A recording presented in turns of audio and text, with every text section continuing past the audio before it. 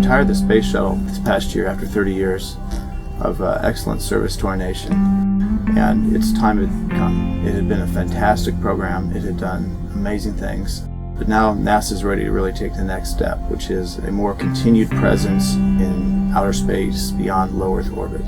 Our ultimate goal is to get humans to Mars.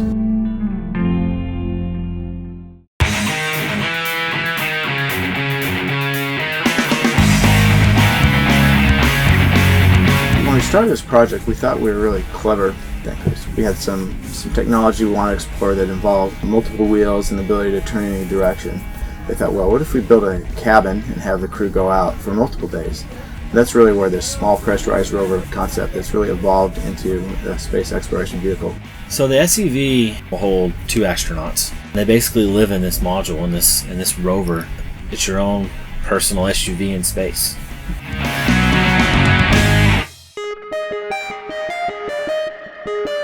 You always want it to be as light as possible. You also want it to be strong enough that it's got your safety factors, that nobody's going to get hurt. You're going at several thousand miles per hour just to escape the Earth's atmosphere. So you've got to be able to handle all these vibrations and all these different things just to be able to get out into space, and the vehicle can't be damaged. There's probably around 60 to 80 parts on this particular rover. It's all done by additive manufacturing for a lot of different reasons. You know, sometimes traditional manufacturing methods don't really work for some parts that you want to build, where you can do it with additive manufacturing, and it's really simple. It really takes no effort for what would otherwise be a very complex process. Whether it be ducting that's got flame retardant characteristics and properties to it to help keep people safe, or different fixtures and different parts. There's absolutely a place for additive manufacturing.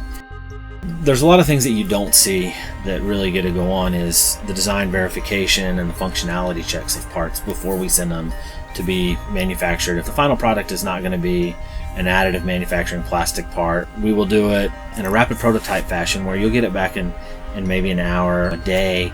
What that allows us to do is be able to check our design and make sure that everything's going to work the way we think it is. Sometimes vendor components are a little bit different than what you anticipated, what the drawings say.